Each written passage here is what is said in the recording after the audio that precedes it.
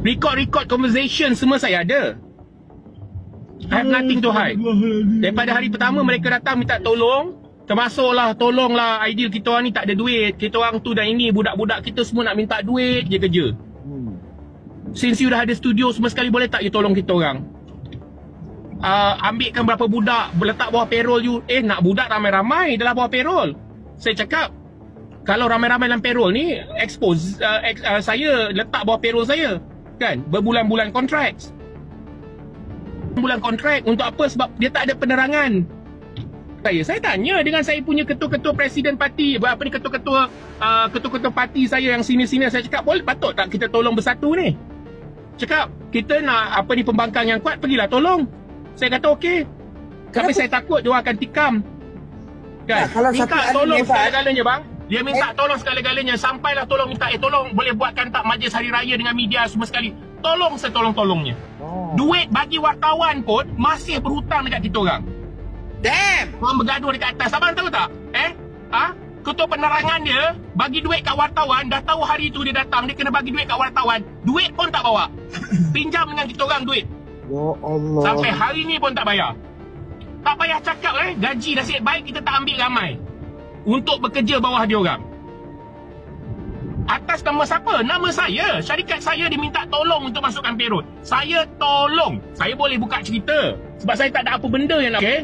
Saya boleh tolong. Saya boleh cerita apa benda. Ini untuk apa, yang ini untuk apa, yang Aidil. Yang ini untuk majlis hari raya dengan media. Yang ini untuk itu, yang ini untuk ini. Lepas tu saya cakap ni, korang ni boleh ke? Sebab kalau pakai nama saya, kontrak di bawah nama saya, budak-budak ni employment kontrak 6 bulan. Syarikat saya. Boleh ke saya tanya, kan? Dia at the end of the day, aku kena tanggung. At the end of the day bang, memang saya kena tanggung bang. Dia orang dah bergaduh bang. Tak, aku nak tanya orang Melayu ni, korang macam mana korang boleh terima orang murtad Tak tahulah bang. Dia duk kata Salim buat apa live 250,000 orang tengok. Tak, 250 ke tak orang tengok ke, tak ada masalah. Cerita dia sekarang kau murtad lahanat. Kau kata Nabi tak maksum celaka. Kau punya mak tu celaka sama macam kau juga. Tu pasal dia dapat laknat dekat engkau. Ada Syafiq murtad, keturunan celaka lahanatnya. Bila keturunan sial macam kau ni, that's why kau dapat parti pun sial. Kau jadi macam ni, agama tak ada celaka. Kalau kata benda ni keluar, SPRM tanya dengan saya akan cakap ahli parlimen mana yang bagi saya pada awalnya, ambil daripada siapa datang, siapa minta tolong, saya akan cerita semua. SPRM I have nothing to hide. SPRM kan? Ya, SPRM pun banyak dia kata. Nanti kalau I have nothing to hide. I have all the invoices yang sewa dewan untuk dia orang semua tu. I have all the invoices lunch untuk budak-budak dia makan masa datang training. All the invoices. The budget was given to me untuk this is the one kita tak afford, boleh whatever idea can you help. Lepas tu yang budak-budak ni kita buat sampai ni berapa bulan semua sekali, kita akan kita akan bayar ni semua sekali. Saya kata okey lah, tak apalah, okey, if that's the case, kita tolong dan you all have to pay dia orang punya monthly overhead. Sebab saya dah cakap dengan dia orang, saya boleh tolong you all, tetapi I am not going to keluarkan any single cent.